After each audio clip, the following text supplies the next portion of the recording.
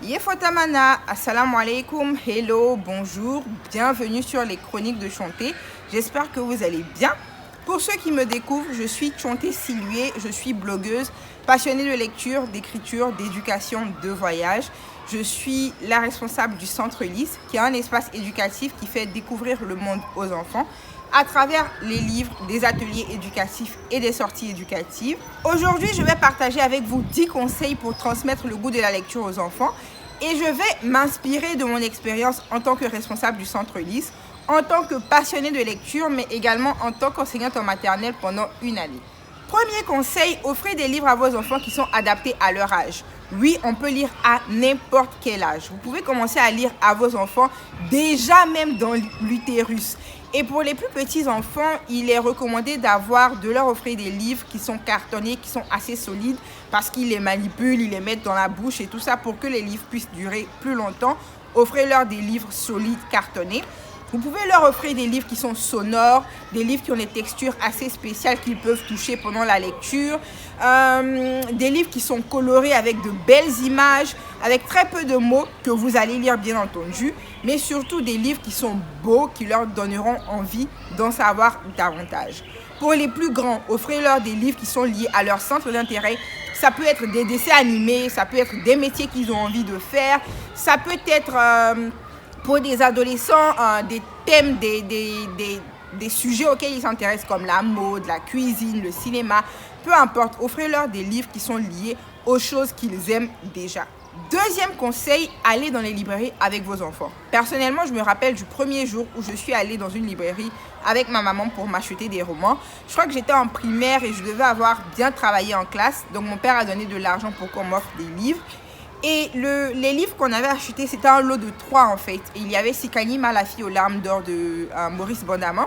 Il y avait La poupée de Camara Nangala. Et pour le 3e livre, j'hésite entre Le cahier noir et Le messager de Camara Nangala également. Mais j'avais vraiment beaucoup aimé ce moment. C'est un souvenir qui est très cher à mon cœur. Donc je vous recommande d'aller en librairie et de permettre à vos enfants de choisir les livres qu'ils ont envie que vous leur lisiez ou qu'ils ont envie de lire eux-mêmes. 3e conseil, lisez avec vos enfants. C'est évident quand ils sont beaucoup plus petits parce qu'ils ne peuvent pas lire. Donc, il faut que vous puissiez être avec eux et lire avec eux. Mais même pour les plus grands également, passez du temps avec eux, lisez avec eux. Pour les plus petits, rentrez dans l'histoire, c'est-à-dire faites des bruits, des mimiques, rentrez dans les personnages pour leur donner encore plus envie de vous écouter, de suivre l'histoire. 4e conseil, posez-leur des questions. Essayez de savoir s'ils comprennent l'histoire ou pas. Posez-leur des questions sur les mots qui peuvent être difficiles. Demandez-leur des résumés. Personnellement, encore une fois, je me souviens que quand j'étais plus jeune, j'avais un carnet où j'écrivais les résumés des livres que je lisais. Et les soirs, je me retrouvais avec papa dans ce jardin même et je lui racontais les livres que j'ai lus, je lui faisais des résumés. Et c'était vraiment un moment assez particulier, c'était très intéressant. Donc quand vous leur poserez des questions, ils vont sentir que vous vous intéressez à ce qu'ils lisent. Quand vous leur demanderez des résumés, ils sauront que chaque fois qu'ils lisent, ils auront des résumés à faire et ils auront encore plus envie en fait, de terminer les histoires qu'ils découvrent. 5e conseil, créez un rituel. Les rendez-vous avec papa, pour moi, c'était un rituel. Vous pouvez créer votre propre rituel. Il peut s'agir de faire la lecture avant de dormir. Donc, si par exemple, votre enfant dort à partir de 20h, 21h ou 22h, vous venez à leur chevet, vous leur lisez des histoires. Ne vous dites pas, non, ça, c'est les histoires de blancs, c'est les histoires de riches. Non, tout le monde peut faire ça. C'est vraiment un moment particulier que vous allez créer, un moment spécial que vous aurez avec votre enfant. Donc, c'est pas forcément la nuit, ça peut être dans la journée, mais il faut vraiment que vous ayez un rituel où vous vous retrouvez autour du livre. Parce que quand on arrive à l'école et qu'on commence à lire, on a l'impression que c'est une corvée. Alors que si vous avez réussi à créer ce petit moment-là, votre enfant va se rendre compte que lire est une partie de plaisir. 6e conseil, récompensez-les. Récompensez vos enfants quand ils ont fini de lire et qu'ils vous ont fait un beau résumé. Vous pouvez leur offrir des cadeaux, vous pouvez les féliciter, vous pouvez les faire sortir, aller quelque part, mais récompensez-les pour leur donner davantage envie de lire et de vous raconter. 7e conseil, allez lire à l'extérieur. Ne restez pas figé dans un espace. Sortez de la maison, allez lire au jardin botanique, à la plage, au restaurant même, pourquoi pas.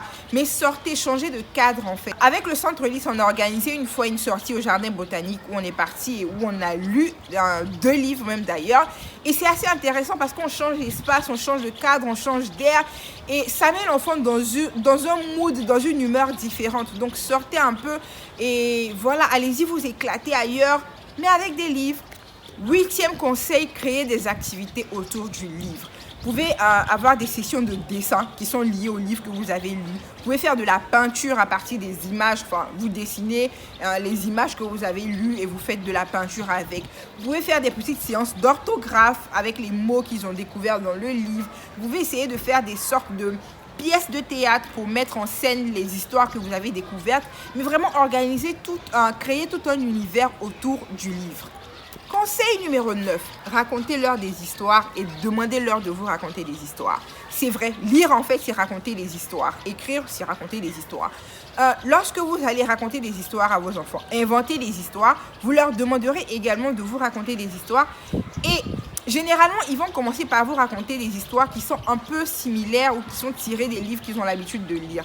Et plus ils auront envie de vous raconter des histoires, plus ils auront envie de lire pour pouvoir vous en raconter. Donc, n'hésitez pas à le faire, à leur raconter des histoires et à leur demander de vous en raconter.